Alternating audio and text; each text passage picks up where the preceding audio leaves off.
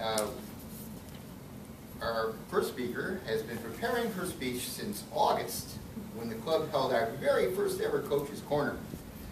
She stuck to her goal of researching one of her top vices in hopes it would lead her to a healthier lifestyle.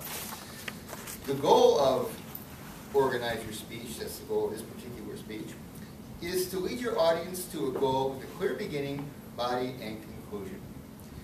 So please welcome to the lectern Sandy Conway with her second and last speech. Too Sweet for a Healthy Lifestyle. Sandy.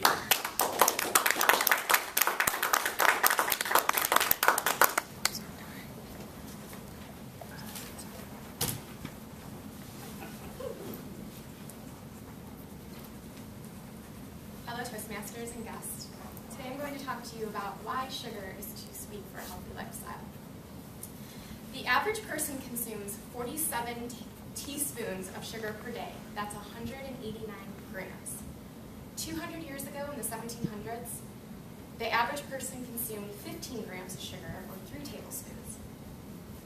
So when you multiply that out to a year, the average person consumes 155 pounds of sugar compared to 10 pounds in the 1700s. This is 5 pounds of sugar. Every 12 days, you consume 1 bag of sugar. At the end of the year, you would have consumed 31 of these bags. 1700s, you only would have consumed 2 of these bags the entire year. So why is sugar bad? Insulin is produced to manage blood sugar. It is the primary regulator of fat tissue. When you increase your insulin, you increase your fat within your body. So if you have a high insulin level, you're going to stay fat, you're going to get fat and stay fat. But not all foods trigger insulin in the same way. Fats and proteins do not increase your insulin levels, but sugars and processed carbs do, and they cause rapid and dramatic increases to your insulin, which makes you store more fat. Now, think about how many pounds of fat you'll store if you're eating 150 pounds of sugar. That's 52.5 pounds in 1 year. Sugar also causes you to overeat. There's a hormone in your body called leptin. Leptin is what controls your appetite and tells your brain that you're full. When you're eating sugar, leptin is not produced, and you never realize that you're full, and you continue to overeat. Sugar also leads to deadly diseases. Sugar leads to cardiovascular disease, which has 600,000 annual deaths, cancer, which has 550,000 annual deaths, and one that you may consider linked to sugar, type 2 diabetes, which has 700,000 annual deaths. But one thing that you may have not known, because I know I did it, sugar actually causes your body to age. Sugar causes wrinkles, for those of us who are vain out there. So what is sugar in? There are 3 top sources of sugar. That'll be in soft drinks and sports energy drinks, desserts such as cake or cookies, and then fruit drinks.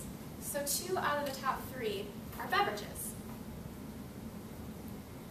If you could change your lifestyle so you're drinking more water and less of these other beverages, you can dramatically change your life.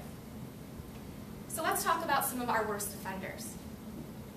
My worst vice in this list is a cold coffee drink that you can get at Starbucks called the Vanilla Frappuccino bottle. In 1 bottle, there are 45 grams of sugar. That is the same as 32 vanilla wafers. That's 1 cup of sugar in 1 bottle. Now, a way to change that is to brew coffee at home and add, it's called International Delight. You can have a French vanilla International Delight. Put a little in your blender, some ice, and blend it up, and now you have a cold coffee drink with only 5 grams of sugar. So the worst kids drink is Tropicana Tropical Fruity Fury Twister. This drink has 60 grams of sugar. That's the same as 2 7-ounce canisters of Ready Whip. What you can do instead, my advice, don't even start kids on sweet drinks. Just give them water from the get-go and they'll never have to give it up. The worst bottled tea, soapy green tea, goes with our theme today.